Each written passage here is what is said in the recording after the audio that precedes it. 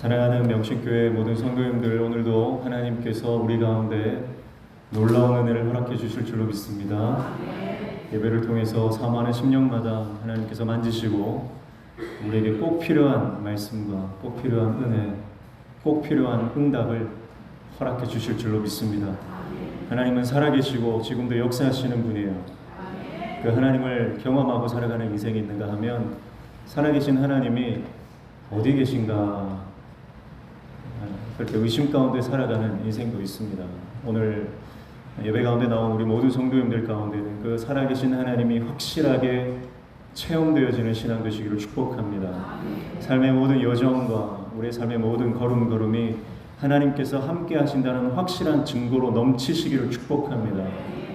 그럼 우리가 인생을 살아가다 보면 참 힘들고 어려울 때가 많이 있습니다. 때로는 육신이 병들고 또 나이가 많아 힘이 없고 또 재정이 팍팍하고 여러 가지 관계가 어려운 상황들이 많이 일어나죠. 내 뜻대로 되는 인생이 그렇게 별로 없습니다. 그러나 우리가 힘들고 어려운 광야 같은 길을 지날 때에도 하나님이 우리와 함께 하신다는 믿음과 하나님이 우리 삶 가운데 반드시 개입하셔서 역사하신다는 확신을 가지고 살아갈 때에 여러분 우리는 이 땅에서 살아가는 백성이지만 이 땅에서 살아가는 인생이지만 하나님 나라를 경험하며 살아가는 하늘의 백성 되는 줄로 믿습니다. 그래서 오늘 이 아침에도 하나님께서 우리 심령 가운데 놀라운 말씀으로 응답해 주시고 또 말씀해 주실 때 그 말씀이 들려지는 그리고 깨달아지는 은혜가 있기를 축복합니다. 하나님께서 함께 하실 것입니다. 모든 성도님들 말씀으로 충만하시기를 축복합니다. 지난 시간 우리는 여호수아 2장을 통해서 기생 라합이 어떻게 그가 믿음으로 반응했는가 그리고 그의 믿음을 통해서 하나님이 어떻게 역사하시는가를 그 구원의 과정과 섭리를 통해서 잠시 살펴보았습니다. 우리가 라합의 이 사건을 보면서 하나님께서 이 라합의 믿음을 보셨다. 라합은 당시에 그 여리고성에서 가장 낮은 신분, 가장 비천한 인생, 가장 밑바닥 인생이었습니다. 누군가 말하는 소위 삼류 변두리 싸구려 인생이었다 그렇게 말할 수 있겠죠. 힘들고 어렵고 멸시당하고 천대당하던 인생이었습니다. 살기 위해서는 무슨 짓이든 해야 하는, 살기 위해서는 정말 밑바닥에서 발버둥 쳐야 하는 그런 인생이었습니다. 그런데 그 밑바닥 인생, 가장 암울하고 가장 슬프고 가장 비천한 인생이었지만 여리고 성 가운데 구원받은 사람은 그 라합과 그의 가족들 뿐이었다라고 하는 사실이죠. 사랑하는 성도 여러분, 오늘 하나님께서 우리에게 요구하시는 것은요, 우리의 어떤 세상적인 성공이나 업적이나 우리가 지금까지 해왔던 일들이 아니라 나의 소유가 아니라 여러분 하나님께서는 우리 중심에 믿음을 보시는 줄로 믿습니다. 그래서 우리의 믿음을 보시고 구원하신다. 그래서 가장 천하고 낮은 인생을 찾아가셔서 그 믿음을 보시고 구원하시는 하나님, 그 하나님의 역사를 우리는 지난 시간 라합의 사건을 통해서 살펴보았습니다. 오늘 이제 기생 라합과 만남을 가졌던 두 정탐꾼, 그 정탐꾼이 돌아왔고 이제 그 정탐꾼의 보고를 받고 이제 이스라엘 백성들이 여리고를 이제 공격하러 나아갑니다. 여리고로 나아가기 위해서는 반드시 넘어야 할 강이 있어요. 바로 요단강입니다. 그 요단강을 건너기 위해서 어떠한 준비와 또 과정을 거치는지 오늘 여호수아 3장이 말씀하고 있습니다. 저는 두 정탐꾼이 이 라합을 만나는 과정 그리고 라합을 통해서 사실은 여리고성 전체와 또 그 가나안 땅 전체를 정탐하러 가지 않았습니까? 그런데 라합 한 사람의 이야기를 들었을 뿐이에요. 그런데 라합 한 사람의 이야기를 듣고 다른 것은 볼 필요가 없었어요, 사실. 그래서 라합이 말했던 것은 지금 온 여리고 땅 그리고 가나안 족속들이 여호와 하나님에 대한 소문을 듣고 두려움에 떨고 있다라고 하는 그 사실. 사실 그래서 정탐꾼이 가지고 온 것은 그 소식밖에 없었죠. 그러나 그 소식이 이스라엘 백성들에게는 확증이 되었다라고 하는 것이죠. 어쩌면 정탐꾼을 굳이 보낼 필요가 있었을까? 과거에 정탐꾼을 보냈다가 실패했던 경험들이 있었고요. 그래서 최소한으로 2명만 보내기는 했지만 굳이 보낼 필요가 있었나. 그러나 여호수아와 백성들 입장에서는 반드시 철저한 준비와 계획, 그리고 우리가 해야 될 일들을 반드시 하는 것, 생략하지 않고 하는 것을 통해서 어쩌면 하나님께서 이 두 정탐꾼을 라합과 만나게 하시기 위한 하나님의 섭리와 간섭이 아닌가 그런 생각도 하게 됩니다. 어쨌든 라합을 통해서 여리고 땅의 그 상황을 들었던 이 두 정탐꾼의 말을 듣고 이제 이스라엘 백성들은 확신을 가지고 이제 그 땅으로 들어가게 됩니다. 그러면 이제 이스라엘 백성들이 이 요단을 건너서 이제 가나안 정복 전쟁을 시작하는 이 초입 단계에서 어떻게 요단을 건너고 준비해야 하는 과정이 무엇인지 오늘 말씀을 통해서 함께 살펴보고자 합니다. 오늘 14절부터 17절 읽었는데요. 오늘 3장 1절부터 전체를 보면서 중요한 부분들을 우리 함께 나누기를 원합니다. 먼저 1절 보시면요. 또 여호수아가 아침에 일찍이 일어나서 그와 모든 이스라엘 자손들과 더불어 시딤에서 떠나 요단에 이르러 건너가기 전에 거기서 유숙하니라 그렇게 말씀하죠. 먼저 요단을 건너가기 위해서 여호수아가 했던 첫 번째는 일찍 일어난 것입니다. 아침에 일찍 일어났어요. 아침에 일찍 일어난 것, 이것은요 여호수아의 삶의 태도입니다. 여호수아는 어떤 일을 하든 그것이 하나님께서 명령하신 일이라면 항상 아침 일찍 일어나는 것을 성경 곳곳에서 찾아볼 수가 있습니다. 여호수아가 잠이 없어서 일찍 일어난 것이 아니죠. 여호수아가 불면증에 시달리고 뭐 그런 게 아닙니다. 여호수아가 하나님의 명령을 받아 아침 일찍 일어나 그것을 수행한 것은 그것이 바로 적극적이고 능동적인 순종임을 말하는 것입니다. 여러분, 여호수아는 하나님이 명령하실 때 억지로 하지 않았습니다. 어쩔 수 없이 하지 않았습니다. 달리 방법이 없으니까 그 방법을 선택한 것이 아닙니다. 여호수아는 하나님 말씀에 대한 확신이 있었고 하나님 말씀에 대한 신뢰가 있었습니다. 그래서 하나님 말씀에 대한 신뢰, 하나님과의 이 친밀한 관계가 형성되어 있는 사람은요, 하나님의 명령에 적극적이고 능동적으로 순종하게 되는 것입니다. 그래서 여호수아는 삶의 태도가요, 항상 순종하고 적극적이고 또 능동적으로 주님의 말씀에 따르는 것을 볼 수가 있어요. 그래서 항상 일찍, 가장 누구보다 일찍, 그리고 가장 누구보다 앞에서, 그리고요 그 일이 마치기까지 가장 늦게까지 남아있던 사람이었어요. 그래서 여호수아는 모세가 그 하나님의 회막 가운데서 음성을 듣고 그 하나님 이스라엘 백성들의 모든 문제들을 해결하고 떠나갔지만 여호수아는 그 회막에 끝까지 남아 있습니다. 그래서 여호수아는요 가장 누구보다 일찍, 가장 누구보다 늦게 주님의 사명을 감당했던 사람이에요. 여러분, 이것은 어떻게 가능하냐면 주님의 일을 하는 기쁨을 알기 때문에 가능한 거예요. 하나님의 일을 하는 것에 대한 영광을 경험했기 때문에 가능한 거예요. 여러분, 오늘 저와 여러분이 교회에서 사명을 감당할 때 누구보다 일찍, 누구보다 가장 늦게까지 주님의 사명을 감당하는 저와 여러분 되시길 축복합니다. 그 말은 여러분 혹사해라, 몸을 혹사해라, 뭐 열정페이를 들여라 그런 뜻이 아니라 하나님께서 맡기신 일이라면 가장 능동적이고 가장 적극적으로 그 말씀에 순종하라는 것이죠. 이것이 여호수아의 삶의 태도였고 우리가 배울 점입니다. 사랑하는 성도 여러분, 주님의 일을 할 때 억지로 하지 마시기를 축복합니다. 어쩔 수 없이 하는 것이 되지 않기를 축복합니다. 여러분, 그걸 안 하는 게 나아요. 어쩔 수 없이 억지로 하는 것은 안 하는 게 낫습니다. 그래서 여러분, 오늘 저와 여러분께서 감당하는 그 모든 주님의 사명이 정말 하늘의 기쁨을 누리는 축복의 통로가 되기를 축복합니다. 그때 여러분 우리가 하나님 나라를 경험하는 것이고요. 그렇게 우리가 주님의 사명을 감당할 때 하나님의 역사가 일어나는 것을 우리가 누구보다 영광스럽게 보게 될 줄로 믿습니다. 그래서 아침 일찍 일어나 여호수아가 주님의 사명을 감당하기 시작하는데요. 이제 시딤에서 떠나서 요단 앞까지 이르게 됩니다. 시딤을 떠나는 거예요. 여러분, 약속의 땅으로 가기 위해서 가장 첫 번째 해야 하는 것이 뭡니까? 출발하는 것이죠. 떠나는 것입니다. 그래서 그들이 장막을 치고 있었던 시딤이라고 하는 그 공간, 그 장소에서 떠나는 겁니다. 여기서 떠나다라고 하는 히브리 단어는 마사라고 하는 단어를 쓰는데요. 이것은 유목민들이 이제 장막을 이동한다, 떠난다, 출발한다, 분리한다 그런 뜻이 있는데 이 단어의 기원이 바로 이 텐트의 말뚝을 뽑는다라고 하는 것에서 이 단어가 유래되었다고 합니다.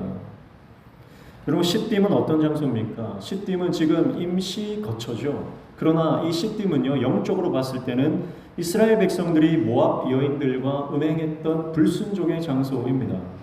그래서 하나님께서는 이스라엘 백성들을 이제 요단강을 건너게 하기 위해서 이 시딤이라고 하는 불순종의 자리를 떠나라고 말씀하시는 거예요.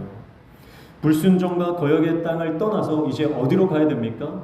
순종의 땅, 약속의 땅, 하나님께서 우리 이스라엘 백성들에게 주시겠다고 언약하신 그 땅으로 들어가게 되는 것입니다. 여러분, 우리가 주님의 약속의 말씀을 받기 위해서 그 약속의 말씀을 누리기 위해서는요, 지금 우리가 있는 불순종의 땅을 떠나야 합니다. 지금 우리가 있는 거역의 땅을 떠나야 합니다. 그래서 거기에 박혀 있는 영적인 말뚝을 다 뽑아내셔야 됩니다. 여러분, 우리 가정에 지금 여전히 꽂혀 있는, 박혀 있는 그 모든 불순종의 말뚝을 다 뽑으시기를 축복합니다. 여러분, 우리 심령에 여전히 완악하고 의심으로 가득 차 있는 그 불순종과 거역의 말뚝을 다 뽑아내시기를 축복합니다. 이것을 뽑아내야 됩니다. 그래야 떠날 수 있어요. 말뚝을 여전히 박아놓고 떠날 수 있습니까? 그럴 수 없는 거죠. 여러분, 장막 텐트를 다 걷기 위해서는 가장 먼저 해야 되는 것이 말뚝을 뽑아내는 일입니다. 여러분, 오늘 이 말씀을 통해서 하나님께서는 오늘 우리 가정과 개인과 또 교회 안에 박혀있는 불순종의 말뚝을 뽑아내라고 명령하시는 줄로 믿습니다. 그것을 뽑아낼 때 죄의 말뚝을 뽑아내고 죄로부터 분리될 때, 불순종의 말뚝을 뽑아내고 불순종으로부터 분리될 때, 과거의 모든 실수와 후회와 모든 원망과 불평과 좌절로부터 그 원망의 말뚝을 뽑아낼 때 여러분 우리 안에 새로운 일들이 일어난다라고 하는 것이죠. 영적인 새 출발을 원하십니까? 그러면 이 불순종의 말뚝을 뽑아내십시오. 뽑아내셔야 됩니다. 하나님께서 명령하시는 땅으로 걸음을 옮기기 위해서 이제 과거의 불순종의 땅을 떠나 하나님의 약속의 말씀을 따라 순종하며 나아가는 저와 여러분 되시기를 축복합니다. 그때 하나님의 약속의 말씀이 우리 삶 가운데 이루어지는 역사가 일어난다라고 하는 것이죠. 우리는 사실은 하던 대로 하기를 원합니다. 살던 대로 사는 게 참 편하죠. 그래서 새로운 출발을 하기가 두렵습니다. 그러나 여러분 그 두려움을 이겨내고 주님 명령에 순종하여 이 안주의 자리에 말뚝을 뽑아낼 때 우리 안에 영적인 새로운 역사 하나님께서 이루어 주실 줄로 믿습니다. 그래서 이제 약속의 땅으로 들어가야 하는데요, 하나님께서 먼저 준비해야 할 것이 있다 말씀하십니다. 그것이 뭡니까? 바로 하나님을 바라보라는 것입니다. 4절 보십시오. 4절에 보면 그러나 너희와 그 사이 거리가 2000규빗쯤 되게 하고 그것에 가까이 하지는 말라. 그리하면 너희가 행할 길을 알리니 너희가 이전에 이 길을 지나보지 못하였음이니라 하니라. 그렇게 말씀하죠. 자, 이스라엘 백성들이 가는 이 길은요, 한 번도 가보지 못했던 길입니다. 이스라엘 백성들이 40년 동안 광야를 돌았습니다. 광야라고 하는 곳은 익숙한 곳이에요. 그들이 늘 거쳐왔던 장소고 공간입니다. 그런데 이제 가야 하는 그 공간은요, 한 번도 가지 못한 낯선 길이라는 거예요. 낯선 길. 그래서 이 낯선 길을 갈 때 어떻게 해야 하느냐? 3절입니다. 백성에게 명령하여 이르되 너희는 레위 사람 제사장들이 너희 하나님 여호와의 언약궤 매는 것을 보거든 너희가 있는 곳을 떠나 그 뒤를 따르라. 그렇게 말씀합니다. 하나님께서 이스라엘 백성들이 가는 방향을 정해주시는데 그 방향이 어디입니까? 동쪽도 아니요, 남쪽도 아니요, 서쪽도 아니요, 북쪽도 아닙니다. 하나님께서 명령하여 가라고 하는 그 방향은 어디입니까? 바로 제사장들이 메고 있는 언약궤가 가는 방향입니다. 사랑하는 성도 여러분, 하나님의 백성들이 바라봐야 하는 것은 하나님의 말씀인 줄로 믿습니다. 그래서 6절에 보시면 여호수아가 또 제사장들에게 말하여 이르되 언약궤를 메고 백성 앞에서 건너게 하라 하매 곧 언약궤를 메고 백성 앞에 나아가니라. 그렇게 말씀하죠. 그래서 이스라엘 백성들은 이 언약궤만 바라보고 따라가면 되는 거예요. 그런데 거리를 두라고 말하죠. 2000규빗의 거리를 두라고 말씀합니다. 한 규빗은 우리가 잘 아는 대로 한 50cm 정도 됩니다. 팔꿈치 끝에서 손가락 끝까지 50cm 정도 되는 거리고요. 이 길이고요. 2000규빗이라고 하면 약 이제 1km 정도 되겠죠. 그 정도 되는 거리입니다. 이것은 먼저는 하나님의 거룩하심에 함부로 접근하지 말라는 의미가 있습니다. 그러나 또 한 가지 의미는 적당한 거리를 띄어서 모든 백성들이 그 언약궤를 바라볼 수 있도록 조치하신 거리라고 하는 것입니다. 그러니까 이스라엘 백성들이 바라봐야 하는 그 언약궤, 하나님의 말씀의 계명, 그 두 돌판이 담겨 있는 그 언약궤, 하나님의 임재가 있는 그 언약궤를 바라보고 그 요단강을 건너라고 말씀하고 있는 것이죠. 사랑하는 성도 여러분, 오늘 우리 인생도 그렇습니다. 낯선 길이에요. 여러분, 우리가 지금까지 살아왔던 모든 길들을 여러분 우리가 예상했던 길입니까? 내가 계획했던 대로 살아왔나요? 그렇지 않습니다. 우리가 계획했던 것과 항상 달랐던 것 같아요. 우리가 예상했던 것은 항상 깨졌던 것 같습니다. 항상 낯선 길이었어요. 항상 내가 예상한 범위 밖에서 모든 일들이 벌어졌던 것 같습니다. 이것이 우리의 삶의 여정입니다. 우리의 삶의 앞길에 어떤 장애가 있는지, 어떤 난관이 있는지, 어떤 사건이 벌어질지 우리는 알지 못합니다. 그래서 낯선 길입니다. 그래서 불확실성, 이것이 현대인의 삶을 가장 잘 말해주는 단어라고 할 수 있죠. 그래서 앞날을 알 수 없기 때문에, 한치 앞을 알 수 없기 때문에 늘 불안해하고 두려워하는 것이 사람입니다. 그러나 그러한 불안하고 도무지 앞을 알 수 없는 것 같은 인생이라 할지라도 확실한 것 한 가지가 있는데, 그것은 바로 하나님의 말씀이 우리를 인도하신다는 사실인 줄로 믿습니다. 하나님께서 아브라함에게 너의 일가 친척 모든 아비집을 떠나서 내가 내게 지시할 땅으로 가라, 그렇게 말씀하실 때에 아브라함이 어디로 가야 할지 갈 바를 알지 못하고 나아갔습니다. 그러나 아브라함은 어디로 가야 할지 방향과 목적지, 공간과 시간과 그 모든 것을 아브라함은 알지 못했습니다. 그러나 아브라함이 확실하게 아는 것 한 가지는 나를 인도하시는 분이 하나님이시라고 하는 사실이었죠. 여러분, 오늘 우리가 이 낯선 길, 낯선 삶의 여정을 걸어갈 때에 하나님의 말씀을 끝까지 바라볼 수 있는 믿음의 시선을 가지시기를 축복합니다. 여러분, 그래서 우리는 예수 그리스도의 십자가만이 우리 삶의 이정표가 되는 줄로 믿습니다. 낯선 길을 갈 때 이정표를 잘 봐야 되죠. 그래야 길을 잃지 않고 목적지를 향해 찾아갈 수 있습니다. 여러분, 우리 인생의 방황은 예수 그리스도의 십자가를 바라볼 때 끝나는 줄로 믿습니다. 예수 그리스도의 십자가가 우리의 삶의 기준이 되고 목표가 되고 우리의 삶의 기준이 될 때 여러분, 우리의 삶은 더 이상 방황하지 않고 하나님의 뜻대로 살아가게 되는 것이죠. 베드로도 물 위를 걸을 때 예수님을 바라보았습니다. 예수님을 바라볼 때는 물 위를 걷는 것입니다. 그러나 예수님을 바라보지 않고 물 위에 떠있는 자기 자신을 바라볼 때 그는 더 이상 물 위에 떠있지 못했습니다. 물 위에 떠있는 자기 자신을 생각할 때 예수님이 보이지 않고 상황과 환경이 보이기 시작했습니다. 여러분, 베드로의 목적지는 어디였습니까? 베드로의 목적지는요, 물 위를 걷는 것이 목적지가 아니었죠. 베드로의 목적지는 예수님이었습니다. 예수님께 가고 싶은 그 한 가지 마음 때문에 주여 나를 오라고 명령해달라고 말한 거예요. 그러니까 베드로는 지금 물 위든 파도가 치든 깜깜한 밤이든 그게 상관이 없었어요. 그토록 애타게 찾던 예수님이 물 위에 계시니까 예수님 나를 좀 오라고 해달라고 주님께 가고 싶다는 갈망이었습니다. 여러분, 예수님을 향한 갈망으로 충만한 사람은요, 물 위를 걷습니다. 여러분, 하나님을 향한 갈망으로 충만한 사람은요, 어떤 역병과 고난도 능히 이겨내는 줄로 믿습니다. 그런데 베드로가 왜 물 아래로 빠져들어갑니까? 그것은 예수님을 바라보지 않고 물 위에 떠있는 자기 자신을 생각하기 시작할 때 빠져들어가는 거예요.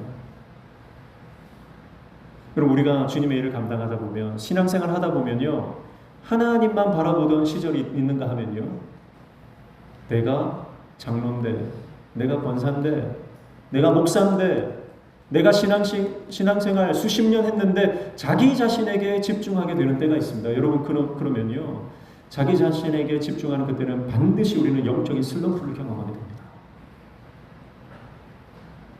세상 가운데 빠져들어가는 거예요. 여러분, 우리의 목적지는 물 위에 떠 있는 것이 아니라는 것을 기억하시길 축복합니다. 물 위에 떠 있는 것이 내 목적이 아니에요. 내 목적은 주님께로 가는 것입니다. 주님의 손을 붙잡는 것입니다. 그의 발치에 가서 그분을 예배하는 것입니다. 예수님을 향한 갈망, 그 갈망으로 충만할 때에만 여러분 우리는 모든 역경과 고난을 뚫고 나아가는 거예요. 영적인 돌파는요, 하나님을 향한 갈망으로 충만한 사람이 경험하는 것입니다. 여러분, 오늘 저와 여러분 안에 이 하나님을 향한 갈망으로 충만하시기를 축복합니다. 그래서 이 하나님을 향한 갈망으로 충만한 사람은요, 예배를 드릴 때도 그냥 드리지 않습니다. 1시간 예배 드릴 때 목숨을 걸고 예배합니다. 왜냐하면 이 예배에 대한 목마름이 있기 때문에 그런 거예요. 우리는 어쩌면 좀 편한 시대에 살고 있기 때문에 그냥 주일 예배 드리는 것이 매주 드리는 또 한 번의 예배일 수 있겠지만요, 지금도 북한 지하교회 성도들이나 핍박 가운데 있는 수많은 열방의 성도들은요, 예배 한 번 드리는 것에 목숨을 걸고 얼마나 그 예배 한 번이 소중한지 그 예배에 목말라 합니다. 여러분, 그렇게 드리는 예배와 편하게 앉아서 드리는 예배가 같을 수가 없는 것이죠. 사랑하는 성도 여러분, 오늘 저와 여러분의 마음 안에 이 예배에 대한 갈망과 하나님에 대한 목마름으로 충만하시기를 축복합니다.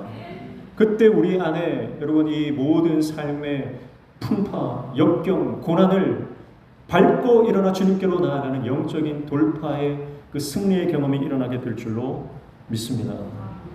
십자가를 바라보고 끝까지 나아가십시오. 힘들고 어렵고 풍랑이 몰아친다 하더라도 끝까지 예수 그리스도의 십자가만 바라보십시오. 그 십자가가 우리를 승리하게 하실 줄로 믿습니다. 여러분, 십자가 없는 부활이 없는 거예요. 죽음 없는 생명이 없는 겁니다. 십자가를 통과하지 않고서는 여러분 우리 안에 영광이 없습니다. 부활의 영광이 없는 거예요. 여러분, 우리가 십자가를 바라보고 주님 앞으로 끝까지 달려나아갈 때에 하나님은 그 십자가를 통과하여 놀라운 하늘의 영광, 하나님 나라의 그 놀라운 영광을 우리 가운데 허락해 주실 줄로 믿습니다. 내가 가는 길이 평탄한 길이든 광야길이든 아니면 물 위든 물 아래든 상관없이 여러분 예수 그리스도의 십자가를 바라보고 내 자신이 아니라 예수 그리스도 그분의 은혜에 주목하는 저와 여러분 되시기를 축복합니다. 그래서 첫 번째 준비할 것은 말씀만 바라봐라. 백성들에게 그것을 당부하는 거죠. 말씀만 바라보면 된다. 다른 거 볼 필요가 없다. 두 번째는 하나님과 동행하기 위해서 성결하라고 말씀합니다. 5절 보십시오. 여호수아가 또 백성에게 이르되 너희는 자신을 성결하게 하라. 여호와께서 내일 너희 가운데 기이한 일들을 행하시리라. 아멘. 여러분, 하나님의 기이한 역사를 경험하기 위해서 우리가 준비해야 할 것은 바로 우리 자신을 성결하게 하는 것입니다. 이스라엘 백성들은 요단을 건너기에 앞서 먼저 몸과 마음을 씻어 깨끗하게 해야 했습니다. 모세의 율법에 규정된 대로 그 정결 예식을 치러야 했던 거예요. 그래서 몸을 씻고 옷을 빨고 하나님 앞에 거룩하게 금식하며 하나님의 역사를 기대하고 기다리는 것입니다. 여러분, 왜 하나님의 백성들에게 거룩함, 성결함을 요구하시는 것입니까? 그것은 하나님이 거룩하신 분이기 때문에 그렇습니다. 여러분, 그래서 사실은 이 거룩이라고 하는 단어는요, 사람에게 어울리는 단어가 아니에요. 이것은 하나님께만 쓸 수 있는 단어입니다. 하나님만이 거룩하신 분이에요. 그러나 하나님은 하나님의 백성들에게 하나님을 닮아서 하나님과 동행할 수 있는 특권을 주셨는데, 그래서 거룩한 백성, 성결한 백성이 되게 하시는 은혜를 주신 거예요. 여러분, 거룩함이라고 하는 것은 그래서 부담이 아니라 특권이요 은혜인 줄로 믿습니다. 여러분, 우리가 때로는 금식하고 때로는 작정해서 날을 정해서 기도하고 내가 세상의 것을 멀리하고 하는 모든 것들이요 부담이 아니고 불편한 것이 아니라는 거예요. 이것은 영적인 특권이고 하나님의 영광, 하나님의 기이한 일들을 우리가 경험하기 위한 그 준비 단계다라고 하는 것이죠. 사랑하는 성도 여러분, 오늘 저와 여러분의 인생 가운데 하나님의 특별한 은혜, 하나님의 특별한 기적의 역사, 기이한 일들을 경험하기 원하십니까? 그러면 하나님 앞에 거룩하시기를 축복합니다. 내가 먼저 거룩해져야 돼요. 내가 거룩하지 않고 내가 세상의 것을 붙잡고 있으면서 하나님의 은혜를 달라고 하고 하나님의 역사를 경험하게 달라고 하는 것은 순서가 틀린 거예요. 은혜를 사모하는데 정말 하나님의 신령한 은사들을 내가 받고 싶은데 내 삶에 여전히 하나님께서 기뻐하지 않는 것들을 내가 붙들고 있다면 하나님의 역사가 일어나지 않는 것입니다. 거룩하신 하나님의 인도하심과 하나님과의 동행을 누리기 위해서는 반드시 영육 간의 모든 부정을 척결해야 하는 것입니다. 여러분, 우리가 결혼을 할 때 결혼을 하는 것은 단순히 내가 그 남자, 그 여자를 내 아내로 맞이하는 것일 뿐만 아니라 내가 그 여자를 나의 사람으로 선택하는 순간 세상의 모든 여자를 포기하는 거예요. 내가 그 남자를 선택하는 순간, 그래서 결혼을 하는 그 순간 세상의 다른 모든 남자는 남자로 보지 않는 거예요. 그게 결혼입니다. 그게 진정한 결혼식의 의미죠. 이게 깨지니까요. 결혼도 깨지고 가정도 깨지는 겁니다. 여러분, 영적으로도 마찬가지입니다. 내가 하나님의 백성이 되고 내가 하나님의 사람으로 이 땅을 살아가기로 내가 신앙 고백을 했다면 세상의 것을 더 이상 우리가 누리지 말아야 하는 거죠. 세상과 친밀하게 관계를 가지고 살아가는 것이 아니라 하나님과 친밀한 관계를 가지고 하나님과 동행하는 인생을 살아가는 것, 그것이 거룩한 삶이요 거룩한 인생인 줄로 믿습니다. 그래서 하나님께서 원하지 않는, 기뻐하지 않는 세상의 것들이 있다면 포기하고 비워내고 그것을 십자가에 못 박을 수 있는 영적인 결단이 요구되는 것입니다. 여러분, 오늘 약속의 땅으로 들어가길 원하십니까? 하나님의 놀라운 영광을 보기를 원하십니까? 그러면 내 안에 있는 모든 세상의 부정한 것들을 십자가에 못 박으시기를 축복합니다. 그래서 참된 거룩, 바로 하나님과의 이 관계 회복, 하나님과의 친밀한 관계로 회복되어지는 저와 여러분 되시기를 축복합니다. 그래야 요단을 건널 수 있는 것.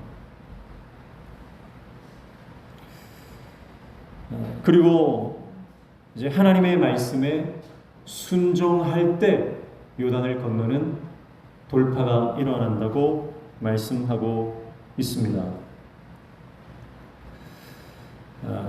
오늘 13절 말씀에 보면 온 땅의 주 여호와의 궤를 맨 제사장들의 발바닥이 요단물을 밟고 멈추면 요단물 곧 위에서부터 흘러내리던 물이 끊어지고 한 곳에 쌓여 서리라, 그렇게 말씀하고 있죠.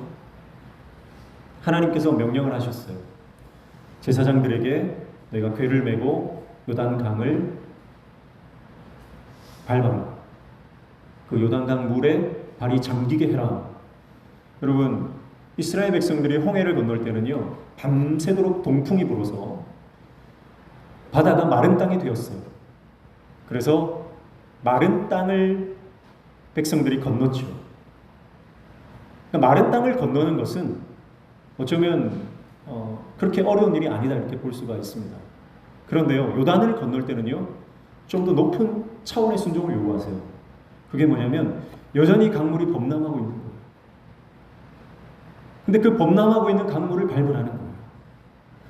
하나님께서 과거 조상들에게 주셨던 그 기적처럼 요단강을 먼저 좀 멈춰주시고 그리고 그 마른 땅을 건너가면 좋겠는데, 하나님께서 명령하시는 것은 강이 여전히 범람하고 있는 그 상황 가운데서 그 물을 밟으라는 거예요.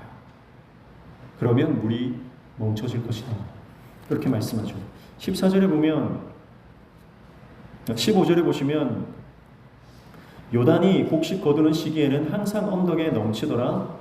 궤를 맨 자들이 요단에 이르며 궤를 맨 제사장들의 발이 물가에 잠기자, 그렇게 말씀하죠. 자, 요단강을 도하하던 그때는요, 곡식을 거두는 때라고 해요. 이 곡식은 바로 밀과 보리를 말합니다.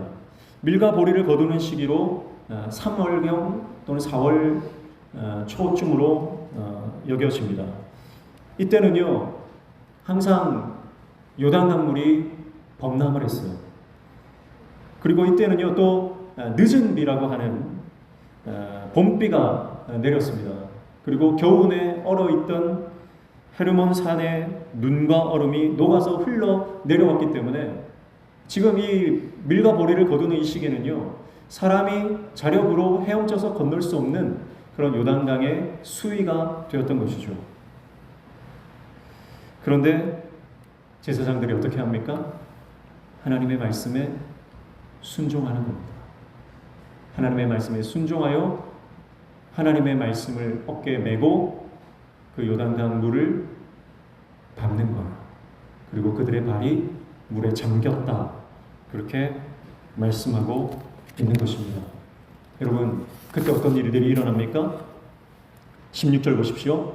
곧 위에서부터 흘러내리던 물이 그쳐서 사르단에 가까운 매우 멀리 있는 아담 성읍 변두리에 일어나 한 곳에 쌓이고 아라바의 바다 여매로 향하여 흘러가는 물은 온전히 끊어지매 백성이 여리고 앞으로 바로 건널세.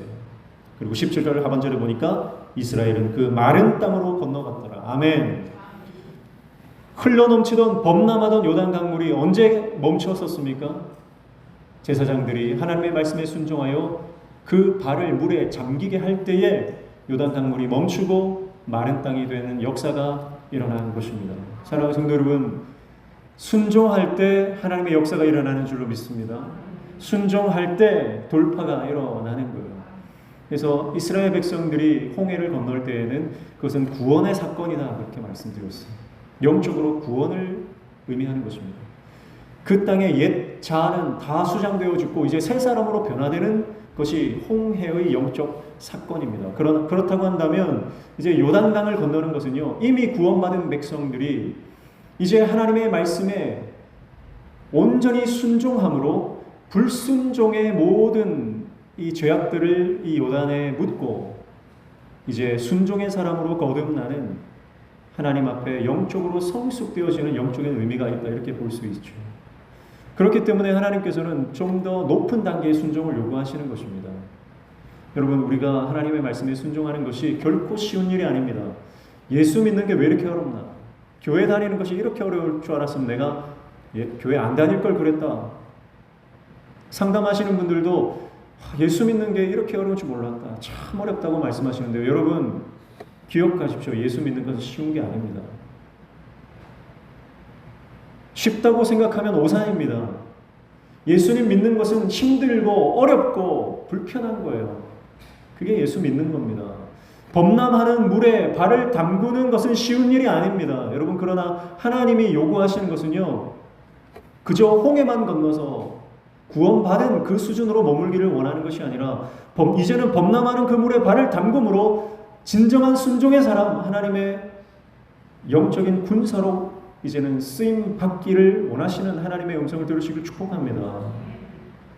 그래서 우리 인생 가운데 이런 100% 순종, 이해되지 않지만 내 생각과 다르지만 그러나 순종할 때 영적인 돌파를 이루어 주시는 하나님의 역사를 우리가 경험하게 될 줄로 믿습니다. 그래서 여러분, 우리가 순종할 때 우리의 모든 고난이 마른 땅이 되어 우리의 발로 밟고 돌파하게 되는 역사를 우리는 경험하게 될 줄로 믿습니다. 그리고 마지막은요, 이 제사장들이 그 강바닥 한복판에 이스라엘 모든 백성들이 건너기까지 기다려야 하는 거예요. 여러분, 사명의 자리를 고수하라는 말씀입니다. 17절 다시 보시죠. 여호와의 언약궤를 맨 제사장들은 요단 가운데 마른 땅에 굳게 섰고 그 모든 백성이 요단을 건너기를 마칠 때까지 모든 이스라엘은 그 마른 땅으로 건너갔더라. 아멘.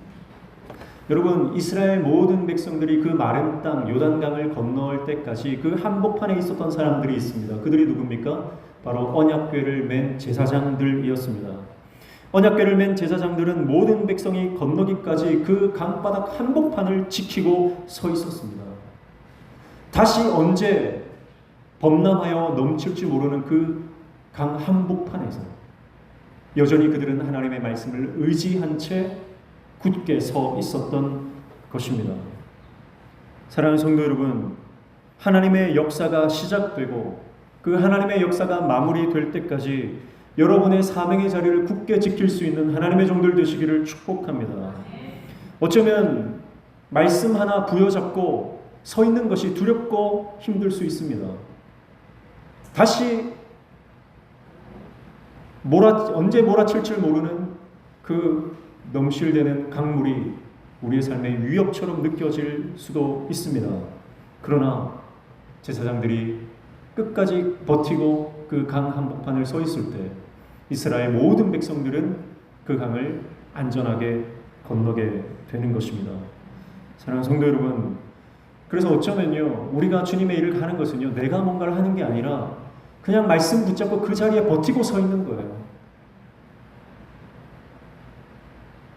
예전에 한번 말씀드린 것 같은데, 땅끝 교회가 막 부흥될 때요, 김우성 목사님이 이제 사역하실 때 어떤 분이 물었대요. 목사님, 교회 부흥의 비결이 뭡니까? 어떻게 하면 이렇게 교회가 부흥될 수 있습니까?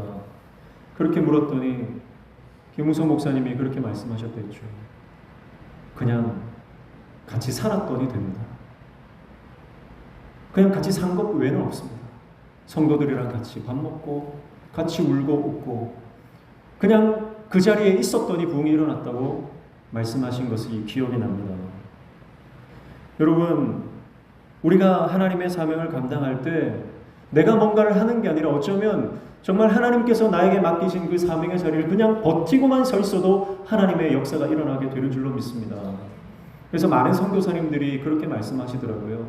선교란 뭡니까? 선교는요, 그 선교지에서 사는 거예요. 그렇게 말씀하시더라고요. 뭔가 대단한 사역을 하고 뭔가 사람을 많이 모으고 그런 것이 아니라 선교사의 본질적 사명이라고 하는 것은 그 선교지에서 예수님을 바라보는 것이고 그 선교지에서 하나님과 동행하는 것이고 그 선교지에서 그냥 버티고 서 있는 것, 그것이 선교라고 하는 그런 말씀들을 많이 하시는 걸 들었습니다. 여러분, 정말 그렇습니다. 여러분, 우리가 이 땅을 승리하며 살아가는 것은요, 내가 대단한 업적을 남기고 내가 대단한 치적을 남기는 것이 아니라 하나님의 말씀에 순종하여 그 자리에 버티고 서 있는 것, 그것이 바로 하나님의 우리를 향한 뜻인 줄로 믿습니다. 그래서 힘들고 어려워도 여러분, 순종의 자리를 떠나지 마십시오. 아무리 눈물 나고 아무리 답답하고 아무리 불편해도 여러분, 하나님께서 말씀하시는 그 믿음의 자리, 순종의 자리, 그 사명의 자리를 지킬 수 있는 저와 여러분 되시기를 축복합니다. 악한 영은요, 끊임없이 떠나라는 거예요. 너 왜 거기서 미련하게 서 있냐? 떠나라. 다른 데로 찾아가라. 그러나 성령께서는 우리에게 끝까지 말씀하십니다. 버텨라. 버텨라. 순종해라. 사랑하는 성도 여러분, 우리가 버틸 때 결국 하나님의 영광을 보게 될 줄로 믿습니다. 내가 하는 것이 아니라 하나님의 말씀 순종하고 말씀이 가라고 하는 곳으로 가고 말씀이 있으라고 하는 곳에 있으면 되는 거죠. 우리가 새벽에 이제 열왕기상을 보고 있는데요. 열왕기서에서는요, 수많은 그 왕조, 이스라엘의 왕조의 왕들을 나열하면서 어떤 왕이 선한 왕이고 어떤 왕이 악한 왕이냐 판단하는 기준은 단 한 가지입니다. 그 왕이 하나님의 말씀에 순종했느냐 불순종했느냐예요. 그 왕이 영토를 얼마나 확장했느냐, 그 왕이 얼마나 대단한 업적을 남겼느냐, 그 왕이 얼마나 많은 국력을 갖추었느냐, 그것에는 전혀 관심이 없습니다. 오직 하나님의 말씀에 순종한 왕이면 그는 선한 왕이고 하나님이 인정하시는 왕이다. 그러나 하나님의 말씀에 불순종했다면 그가 아무리 훌륭한 일들을 많이 했다 할지라도 하나님 보실 때는 악한 왕이다, 그렇게 말씀하십니다. 사랑하는 성도 여러분, 오늘 우리가 순종의 자리에 끝까지 버티고 서 있을 때 눈물 나고 힘들고 어렵고 참 포기하고 싶을 때가 있다 할지라도 여러분, 우리가 하나님의 사명의 자리를, 그 순종의 자리를 고수할 때 여러분, 하나님께서는 우리 삶에 놀라운 역사를 일으키실 줄로 믿습니다. 언제까지요? 요단강 건너기를 마칠 때까지요. 하나님이 이제 그만 됐다 말씀하실 때까지요. 여러분, 하나님의 말씀을 듣고 움직이는 저와 여러분들 되시기를 주님의 이름으로 축복합니다. 오늘 이제 요단을 건너는 이스라엘 백성들, 그 이스라엘 백성들에게 말씀하시는 하나님의 음성을 우리가 함께 나눴습니다. 첫 번째, 약속의 땅으로 들어가기 위해서는 하나님의 말씀만 바라보아야 합니다. 말씀만 쫓아가는 말씀의 사람 되시기를 축복합니다. 그리고 그 땅을 밟기 위해서는 하나님과 거룩한 동행이 준비되어야 됩니다. 우리 자신을 성결하게 해야 한다는 것이죠. 그리고 하나님의 말씀에 내 머리로 이해가 되지 않더라도 순종할 때 그 요단을 건너게 된다.